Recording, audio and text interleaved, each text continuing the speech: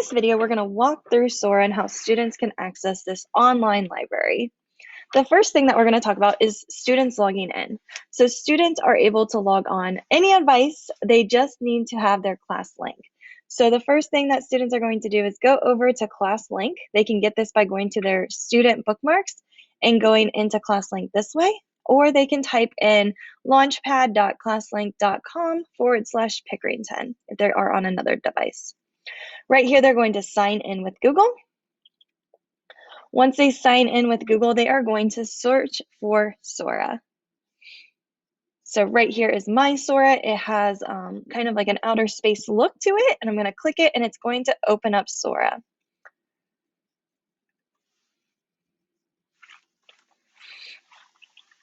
Okay, and now that it's loading, I can see my home screen. So right here, I've got different books that I currently have checked out, which I do not have any currently. I can also see if I've highlighted anything.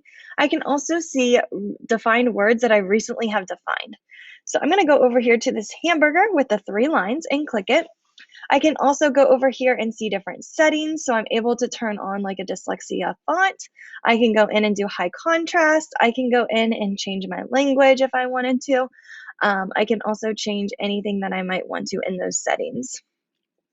Now, if I go at the bottom, there are different things that I can click. So I'm going to click Explore. And once I click the Explore, I can search for a book. So I can search for any book that I might want to read, or I can scroll down and I can search different books that are available to me. Anytime you see these headphones, that means it's a read aloud book, so the students can listen to the audio version. And again, I can kind of keep scrolling and I'm able to see all of these different books that are available to me. So if I go ahead and I'm going to go up to the search bar and I'm now going to type a book.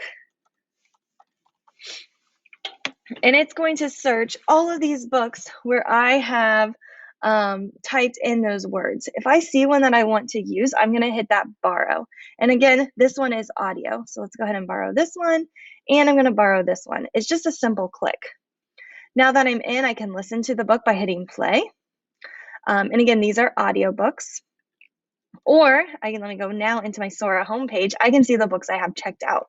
Students can check out up to 3 books. So let's go to this flood warning, open the book, and I can go in and I'm able to see the chapters, and then I can just move my mouse and I can just click and it will read, I am able to read those books. Also, you can notice that the chapters right here are hyperlinked.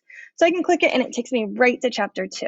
So right here is chapter 2. And again, I can use my mouse or I can use the arrows on my keyboard and then I'm able to read. Also, students are able to use their touchscreen on their Chromebooks to move the book pages as well. Right here, if I don't know this word, students can come in and they are able to have some toolbars come up. So right here, some toolbars. I can look at this option so I can kind of see the page a little bit differently if I wanted to. Right here, I've got the text. If I want to make the text larger or smaller, I have that option. I can also change if I want to change that lighting behind. I can also do like accessibility sizes if I needed to. The next option, let's go ahead and minus that, is students can also kind of search the book if they want to search kitchen. They can see when the word kitchen comes up in that book, what chapter and where it comes up. So that can be a helpful tool as well if students are researching. They're able to bookmark if they need to bookmark a page or anything like that.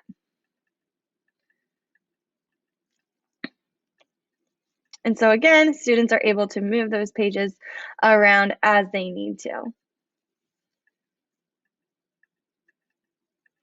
Once students have finished, right there is that bookmark, they can then exit out of their book and it will remember what page they're on. So if I hit close, go home, I can go back to that flood warning book, open my book, and look, I'm right at that chapter that I left off. So that can be really helpful for students as they are doing different activities with their books. If students are done with the book, they can renew it, but it will auto-renew for them. They are also able to check it out for a longer period of time if they need to. Over here, Students, again, this is their home screen, but on the bottom, they are able to get badges for completing different tasks. So here's that current book that we're reading. They can go to their shelf to see all the books that they have. They can hold different ones that they want to read. They can create a list, and then they can also view the history of books that they've borrowed. Right here with me, they can see how long they've read. So they've opened 117 books. I've read for an average of 9 minutes per session. And again, I can earn these badges as I complete all of these different tasks in my profile. Students are also able to update their profile if they wanted to. So I could change this to whatever I wanted.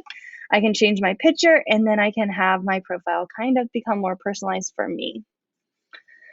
And again, that is pretty much it to Sora. Students can search by going to Explore. And also with the search, more options, you can filter by different things. So maybe I want to filter by subjects.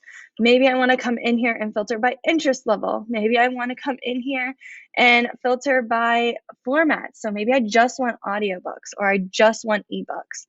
I can then search all of those different books that I'm looking for that only have those audio. And then once I find it, I can hit that borrow word, gets added to my library. And then I'm able to go in and students are able to read the book at their own pace. And then they can check it out, or they can say, hey, I need some more time with this book. They're also able to do that as well.